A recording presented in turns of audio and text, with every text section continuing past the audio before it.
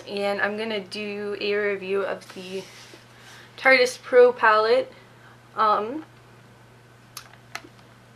Yeah, I got this at God, that was awkward.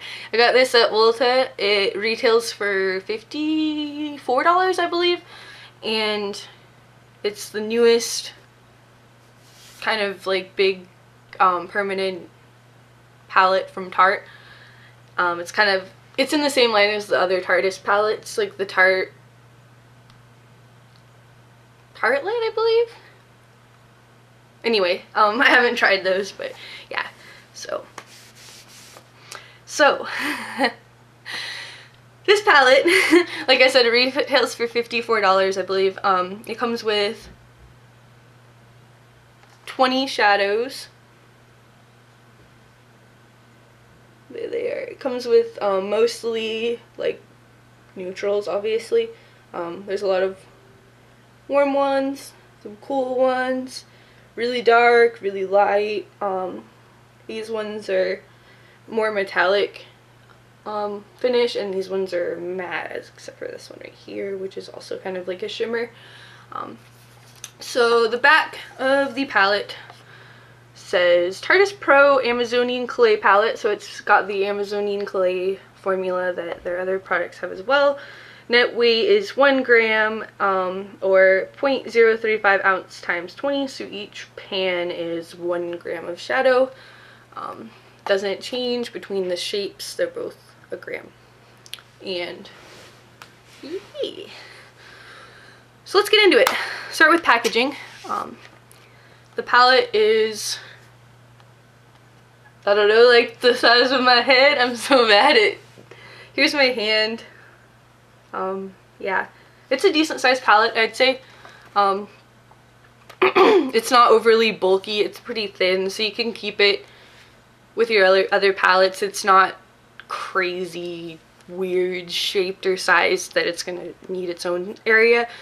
It comes with like an opening hinge lid. It doesn't open all the way open, it stops right here, which gives you a nice angle for applying makeup if you're gonna use it. Comes with a nice big mirror, like a really nice big quality mirror. And yeah, the front is like matte black. It really picks up fingerprints, if you can see. I've tried to wipe them off before this, but you just can't. And then the back is like a plastic gold. The whole thing is plastic, but the back is like a shiny gold, and it also really picks up fingerprints, as you can see. So all of the shadow names are listed, as you can see, which is really helpful. It's not on like an insert like they've done with other brands in the past. And also something that I liked, I haven't used a whole lot of Tarte products, to be honest, before getting this one. So I didn't realize that they had vanilla scented shadows, but the shadows smell like vanilla. Like if you've ever used the chocolate bar palette by Too Faced, that one smells like chocolate, but this one's like the same intensity of scent, just like vanilla instead of chocolate. So I really like the smell of it. I was pleased with that. It's not so fragrant that you smell it throughout the day by any means, but when you open the palette you can like kind of just smell the vanilla, and it's just nice. So since this is the Tarteist Pro palette, the idea of it is that you get a lot of different neutral shades that would go with a lot of different skin tones, so that you can create looks on pretty much everybody as a professional makeup artist, and carry this palette with you, and like it would be good for anybody. And I think that's definitely the case. As you can see, it has 2 highlights. It could have more, but I don't need more than 2. It's got several different light toned colors that are different undertones. It's got cool, warm, and neutral. It's got a couple mid-tone colors as well, different tones. And it's got a black and a few really dark ones up here as well that are different toned, as you can see.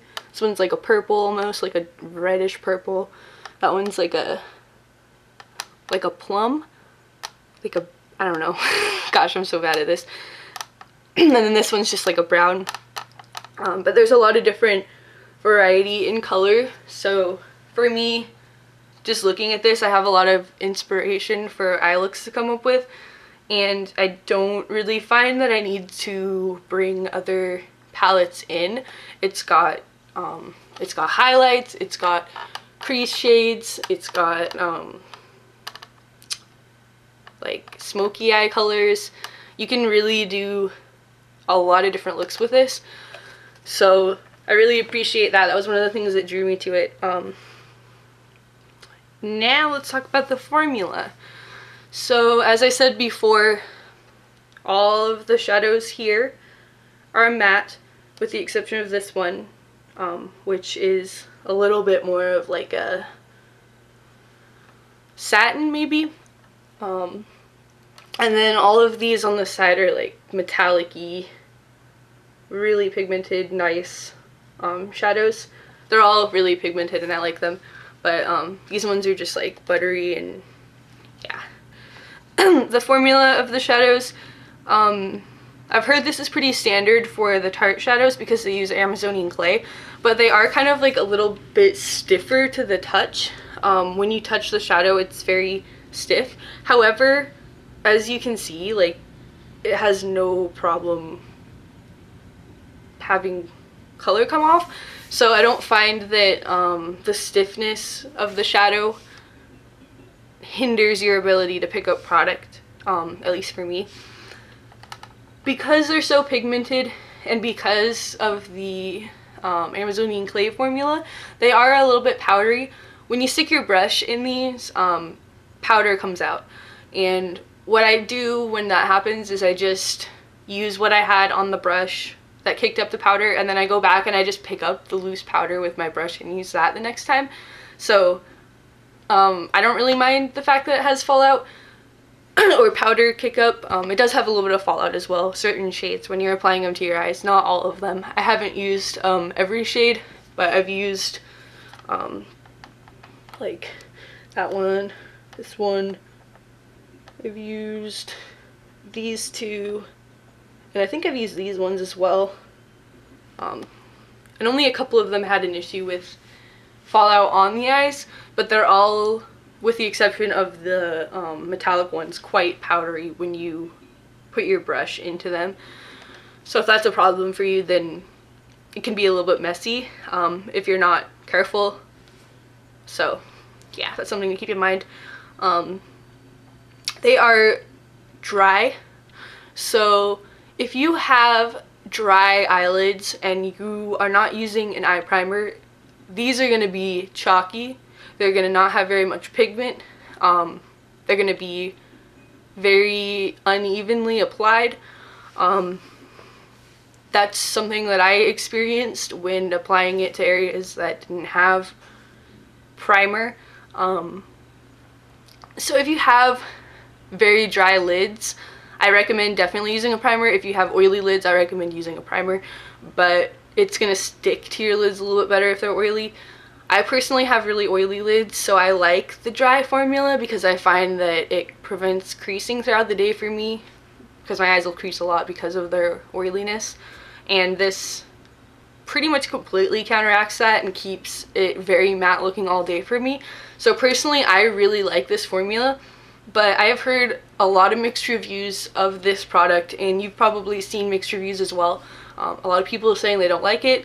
A lot of people are very disappointed in the quality of the pigments, and personally, I think that it's one of those palettes that you're either gonna like it or you're not, and I like it. It works for me. I find it easy to blend. The colors are interesting to me. I don't have a whole lot of neutral palettes. I mostly go for bright colors. So sorry if I'm shaking a little bit. I'm kind of cold even though I have this on. But I don't have trouble finding inspiration for eye looks with this palette. And Every shadow that I've used so far has performed well for me. It's had very good pigment. Like I said, I've used them with a primer, so I've had no problem. When I first got the palette and I was swatching it on my arm without primer, I did notice that some of them were a little bit patchy and chalky, but that problem pretty much entirely goes away when you're using a primer. So my suggestion with this is to just use a primer. I'm gonna go ahead and swatch these for you. I am not really that great at doing reviews or swatches or anything like that. I haven't had a whole lot of experience with it, so please, like, just bear with me. I'll use my arm here. Luckily I'm quite pale, so these should show up pretty well. I'm just going to be using my finger. There's no primer on my arm, and I'm going to try to just do one swipe for each, but if I find that it's not showing its true color well enough with one swipe, I'll go over it with another one, but I'll just show you that when it happens. So let's get into the swatches. I'll do it row by row. As you can see, they've kind of like sectioned these off into different color families and different eye looks, so it's really easy for you to just go down the row and create a look that way. With the exception of these ones, you'd probably have to bring in another highlight from up here. But anyways, I'm going to just start with the first row here. And I'll tell you the names of the shadows as I go. Alright, so the first one is Classic. And it's just like a light, almost white cream color. Let me get this off of here. Got some swatches from the last video I did, I'm sorry. Alright, the next color is Innocent. And it is kind of like a tanny peach color. It's not very good at description. The third one is Whimsy. This is more of like a terracotta color. And the last one in that row is Smoked. Oops, sorry about that. Which is just a really dark brown shade, kind of like just a neutral brown, really. So that's the first row of mattes, and then the first shimmer at the end of that row is called Ethereal, and there's that one there, and it's kind of bronzy gold metallic. There's the first row. And I'll do the second row right here. Alright, starting from the left on the second row, the first color is Vintage. It is a white, kind of shimmery satin, I'd say. The lightest shade in the palette. The second shade is called Fierce, and it is kind of like a medium taupey plum brown. Next one is No Filter. Dark, kind of cranberry red color. The next one is called Vamp, and it is a deep matte purple. Kind of like a neutral toned purple, if that makes sense, like a gray purple. And the last shade in that row is Glam, and it is one of the metallic ones. It's the lightest of the metallic ones. It's kind of a gold as well, a little bit more of a bright gold than the other one, which was much more coppery. So there's the second row. My arm's getting tired. I'm gonna move to the other arm. Alright, so on this arm, I'll start with row 3.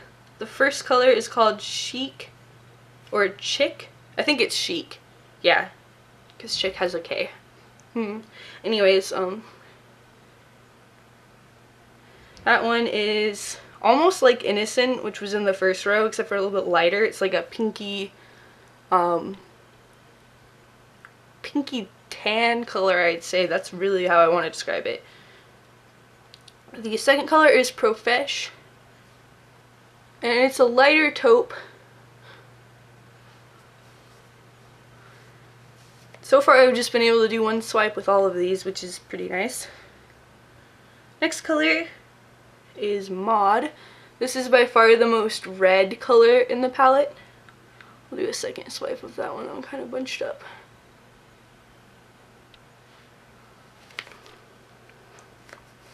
And the next shade is Drama, which is a darker red color.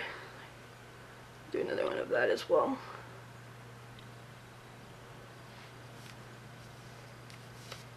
And then the last color in that row, the metallic, is called Minx. And it's kind of just like a metallic cranberry-ish red color.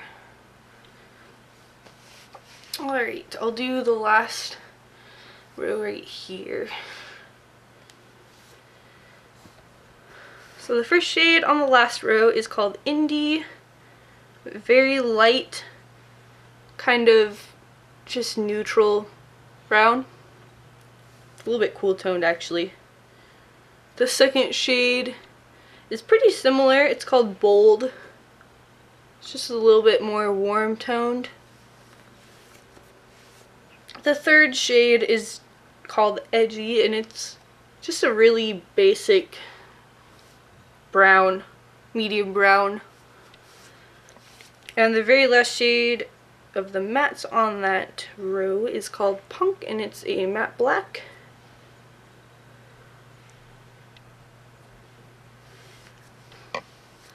And then the very last shade in the palette is metallic, and it's called Trendy, and it's a shade that has that green color, and then as you can see where it's applied more thinly or in certain lighting, it looks more like a reddish brown color. It's one of those shades. So this is the last row. There's those, and there's those. So those are swatches of the entire palette. As you can see, probably the worst swatch-wise was this row right here, particularly these last two. They're right here. And as you can see, those two in particular were a little bit patchier than the others, and they were also the ones that I had to do 2 swipes on, because they kind of bunched up right about here when you were applying it. So they aren't quite as easy to work with as the others, which is a shame because they're honestly some of my favorite colors in the palette are these two. But you can still definitely get a nice look with them. They're just probably the most difficult in the palette.